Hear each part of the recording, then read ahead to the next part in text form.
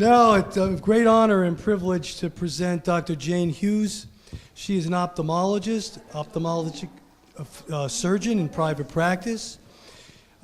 She is clinical professor of University of Texas Health Science Center in San Antonio, president of Texas Chapter, Docs for Patient Care, co-founder of American Doctors for Truth. Dr. Hughes is a passionate and committed activist for patient-centered, physician-guided, free market-driven reform. She has appeared as a healthcare expert on Fox and Friends, Neil Cavuto, Stuart Varney, and many radio and internet talk shows. Dr. Hughes.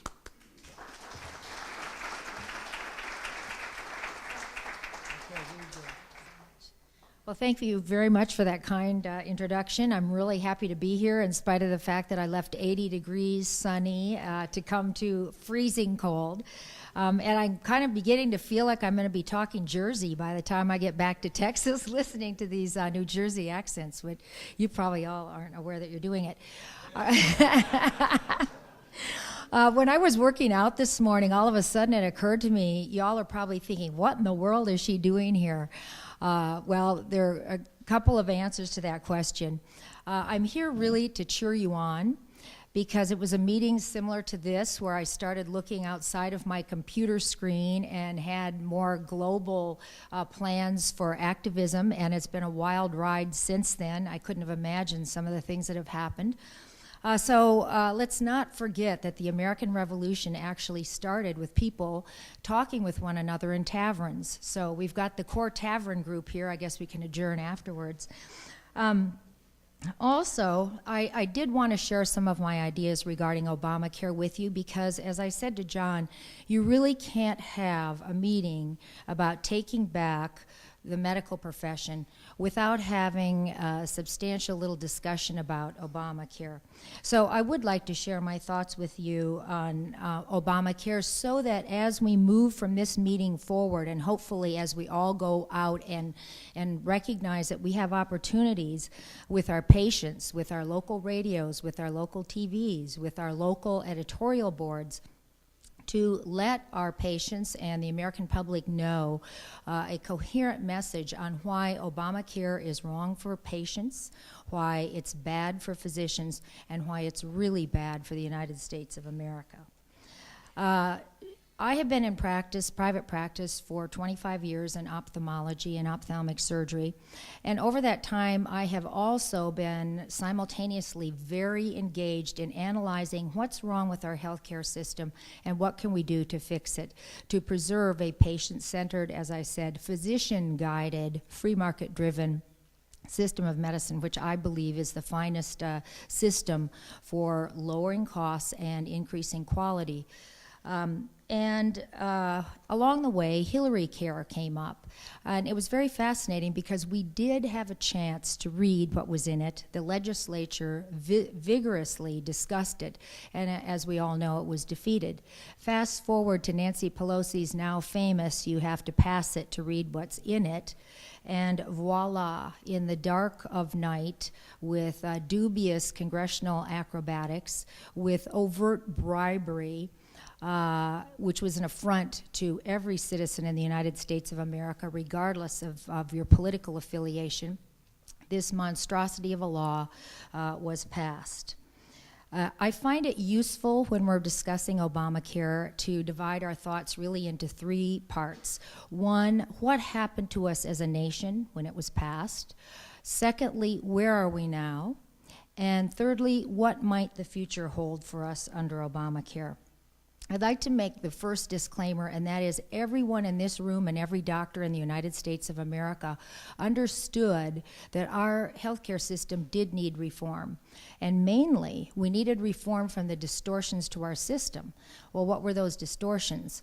Largely, they came from the government. First, we had the separation of the purchase of insurance plans from the individual who was served by the plan to a purchase now by the employer for the employee when they had the price and wage freezes. Secondly, we had Medicare and then Medicaid with the distortions to the system, especially when Medicare in the 80s dictated what physicians could charge, not what Medicare would pay. And it wasn't too long after that when the insurance cartels got together and they actually coerced, as we all know, physicians into accepting preferred provider organizations, which really had nothing to do with the quality of the physician, other than that physician's willingness to take a cut on their usual and customary fee in order to continue to maintain access to their patients. This is not a system that we want to go back to. However, what we got, and we should make this eminently clear every time we speak, every time we write a piece, was not reform of our American healthcare system, but rather we got a fundamental transformation of our American healthcare system into the socialized medicine model based on the Great Britain model of rationing. And anyone who doubts this needs to look up Donald Berwick and Ezekiel Emanuel. These are two of the major authors of Obamacare, and they have publicly claimed their devotion to the British model of healthcare and healthcare rationing. And I would really strongly encourage everyone in this room to look up, Google, Ezekiel Emanuel, Lancet, 2009 in January. He wrote a very interesting and chilling article called Allocation of Scarce Medical Resources. And in this article, he assumes a central planner, almost godlike stance, and creates a care curve. And in essence, I'll save you reading the entire article, but I would still suggest you do it. If you were under the age of 15 or over the age of 49, you're second tier in terms of your right to allocation of scarce medical resources. So not only did we get a fundamental transformation of our healthcare system, which really had very little to do with health care and everything to do with the economics of health care. But we also got a fundamental transformation of the relationship of the individual to the state, where now, in the sanctity of the doctor-patient relationship, in the sanctity of the examination room, the needs of the state supersede the needs of the individual. So we have to ask ourselves where that puts the Down syndrome child who needs heart surgery, or where that puts the otherwise robust 75-year-old who needs a total hip. This fundamentally transforms our ethos as a nation, where we have always prided ourselves that the individual, especially the frail and the vulnerable amongst us, have worth as human beings. Well, let's proceed to where we are now.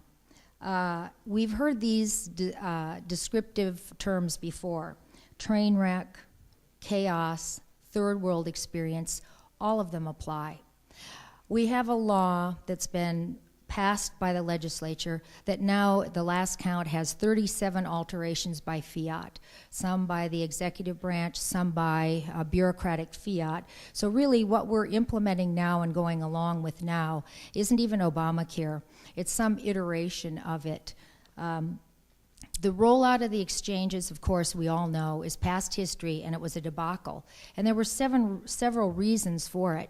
Number one, the feds thought that they were going to coerce the states into setting up those state exchanges by tying the subsidies to the issuance of the health policies through the state. And in fact, there's some litigation going forward regarding whether or not individuals can get subsidies through the federal exchanges.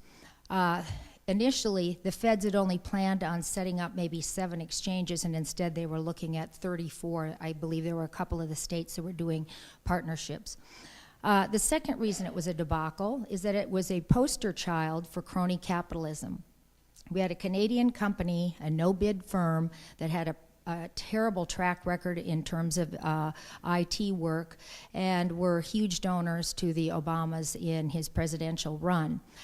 They were not equipped to set up this magnitude of a project to begin with. So right now, we're dealing with an exchange that quote, the back end hasn't been built yet. Well, what does this mean for the man on the street? Let me tell you about my 52-year-old female patient who came to me and said, Dr. Hughes, I'm going to be paying cash today. And I said, that's fine. We work with people. We let people pay it out, and we do give a cash discount. And I said, how did this happen? And she said, I lost my insurance because of Obamacare. I spent 3 days on the exchange looking and searching. I finally selected a plan. And a few days later, I got a letter in the mail with a little card on it, and it had a doctor's name on it. And all of a sudden, I realized, oh my gosh, I'm in an HMO. So she looked up her doctor that she'd been assigned, and his office was 45 minutes away from her town. Her hospital system that she used was not on it, and there wasn't a single one of her physicians that was on it. So why am I bringing up the back end of the exchange? She's now in what I call the Obamacare Vortex. She's trying to get out. She's in that dead-end mailbox that they're going to eventually pick up. So she is stuck with a plan that she does not want to use and can't use. And by the way, it was more expensive and has a higher deductible than her previous shoddy plan. Well, the ultimate result was they wanted to have people's bank accounts, and they were going to take the policy payments directly out of their bank accounts. Now, there was an interesting study that was done by Bankrate, and in it they found that 36% of the uninsured have no intention of getting health insurance. 41 of them cited that it was too expensive, and let's face it, if you're paying nothing, even $100 a month is too expensive. But the second most common reason, which was 17% of the respondents, said that they were not going to sign up because they absolutely, philosophically disagreed with the government telling them what to do. So there's hope out there. 75% of the enrollees, and this information, by the way, that Bankrate got, they had to get by interviewing the insurance companies who have policies that they're offering on these exchanges. And they found that 75% of the enrollees previously had insurance that they had lost, and 79% of the enrollees were receiving some sort of subsidy. So already we have a massive shift of the economics of healthcare from the private sector to the public sector. So only 25% of the people that were enrolled to the point of this study, which was done several months ago, were people that did not have insurance prior to Obamacare. And the entire reason Obamacare was sold to the American people was that we had to put 85% of Americans' health care on its head so that we could encompass the 15% who did not have health care. So let's take a look at the latest White House figures that just came out. 6 million enrollees, and there are Ezekiel Emanuel's going all over the talk shows touting this wonderful 6 million. But taking a closer look, and the Washington Post had an article, I believe it was yesterday or the day before, taking a look at this 6 million. And what they found looking at the 6 million was there was 20% of those 6 million who had not paid. So if they have not paid, they do not currently have coverage. So that drops us down to 4.8 million approximate enrollees. Well, doing my math, we have 6 million Americans, and it's probably more than that now, that have been bumped off their insurance because of Obamacare. So if you do the math, that means we could be proud that minus 1.2 million have now been served by Obamacare. Now, we all know that the personal information is not secure. If we want to add insult to injury when looking at that, we can take a look at the Senate committees and in the House of Representatives when they had IT people come and say that people were completely vulnerable to identity theft and fraud on the exchanges, and they gave them 10 points that they needed to fix on the exchanges. They came back 6 weeks later, and the federal government had not addressed a single one of the suggestions for making the site more secure. Now, one other thing that I want to make eminently clear in terms of how we frame this, the use of the word marketplace with the exchanges is a complete double-speak misnomer. There is nothing free market or marketplace about the exchanges. The exchanges are a place you go to buy a government franchise insurance product. What do I mean by that? I mean that, talk about crony capitalism, if you look at sections 1341 and 1342 of Obamacare, you will see that you and I, as taxpayers, are there to pick up the slack for the insurance companies if the sicker and the older sign up, which is what is happening. There is a stop-loss feature of the law so that beyond a certain point, 80% of the insurance company's losses will be picked up by the federal government, which is you and me. This was how they lured the insurance companies into the exchanges. Now, from what we've seen, the young invincibles, only 25% of them are signing up, and why would they? It's an there's economic disincentives for them, especially 40 and under single males who have no children, no need for pediatric dental, for birth control, for maternity services, to spend half or a fourth of their rent on a product that they can't use, that they don't want, and they don't agree with. We were told, as a nation, that the insurance products we had, for the most part, were shoddy. Talk about shoddy. Get on the exchanges and find out what's being offered. Accountable care organizations, health maintenance organizations make up in excess of 80% of the products offered.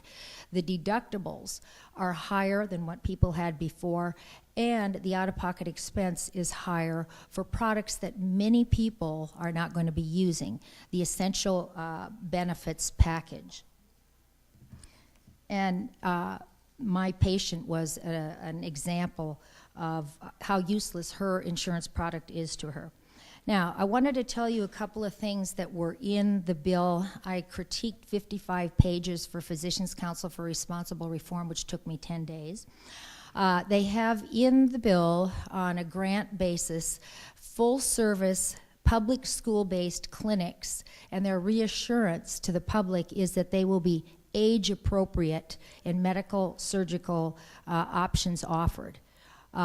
This was astounding to me because I had served on the school board in North Side, and they were utilizing the principal as the administrator of these clinics.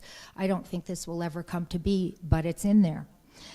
They also have the employer-run, individually crafted employee health improvement plans, where the employee has to let the employer know what their weight is, their eating habits, their lab work, and the employer has to make sure that they make forward progress in their specialized health improvement plan. You can imagine what that's going to do to the employee profile for hiring and firing. Also, in my section was wording that actually, if you took it to its logical conclusion, the Secretary of Health and Human Services could actually dictate portion size and recipes in chain restaurants of over 25 if it was deemed to be in the public health interest. And when you think about not being able to get a big gulp in New York City, that's not too far of a leap. People have already mentioned the ICD-10, which is a sneak preview of how miserable they can make your life and the absurdity of the ICD-10. I read a projected study of the cost, and for a two-person physician group, it was somewhere around $80,000 if you included the physician and the employee time.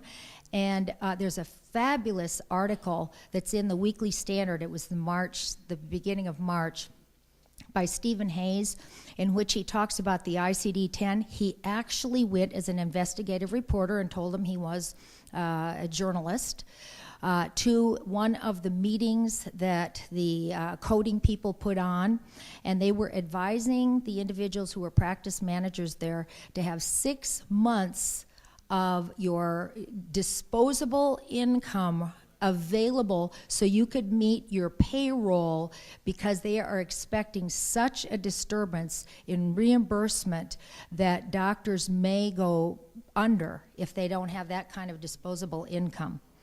Finally, with the IPAB, the Independent Payment Advisory Board, and with the Council for Comparative Effectiveness Research, which was actually part of the stimulus bill, yes, Sarah Palin, there are death panels in there, just like there are in Great Britain.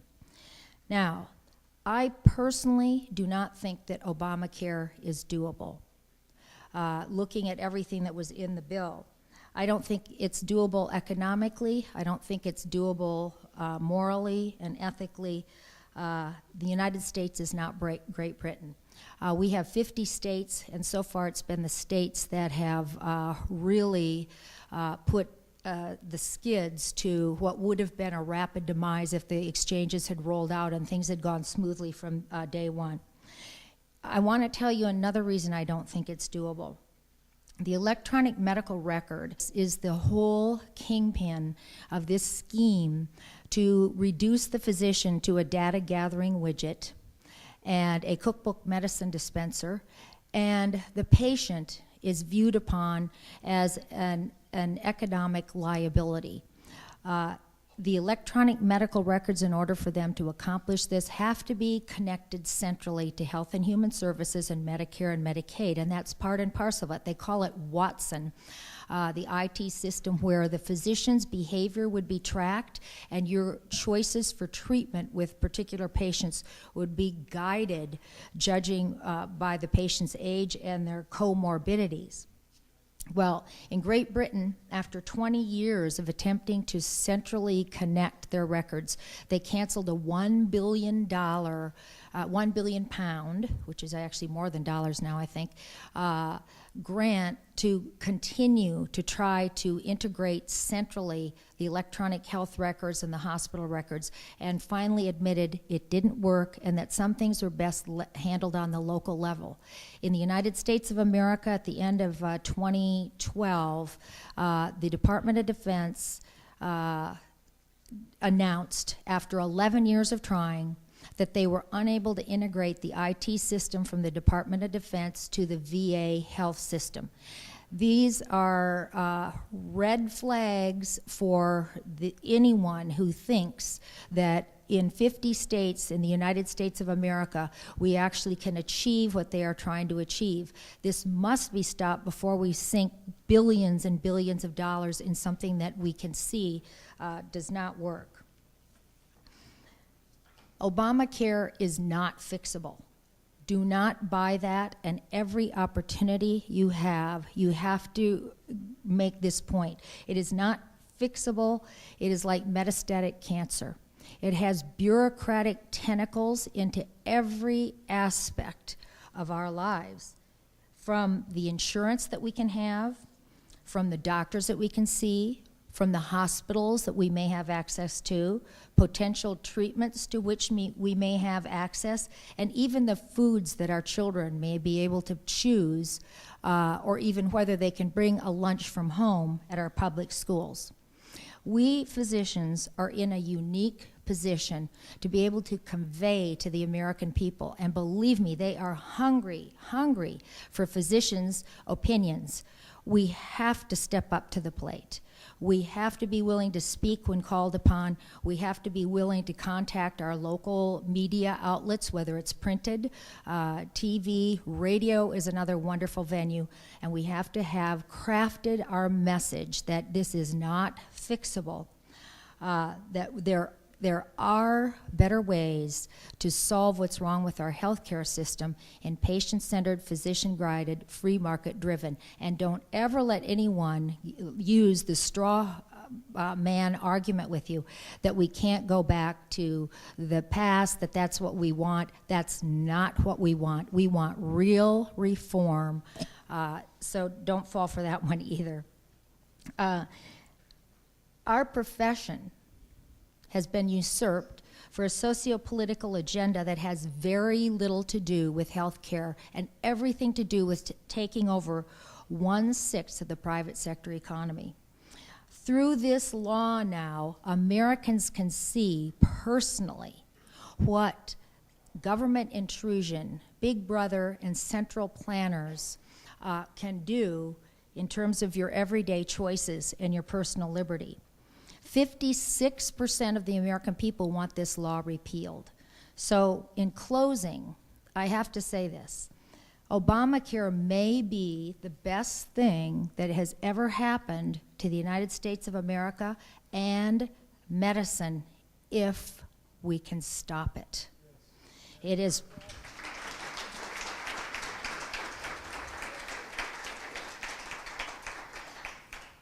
I am hopeful that we can utilize the experience the American people are now having with big government and centralized planners, and the ideas that we've shared here and the energy that we've generated here from groups like this to turn over the Senate in 2014 with individuals who are committed to repeal.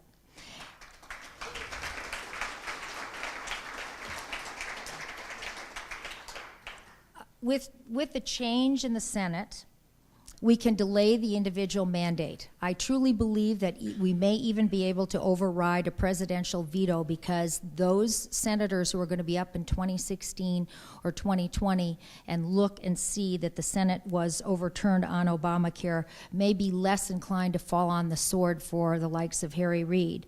And then in the 2016 election, we will still have as front and center, which we did not have with candidate Romney because of Romneycare, the Obamacare issue and the opportunity for us to use it as the poster boy for big government and central planning.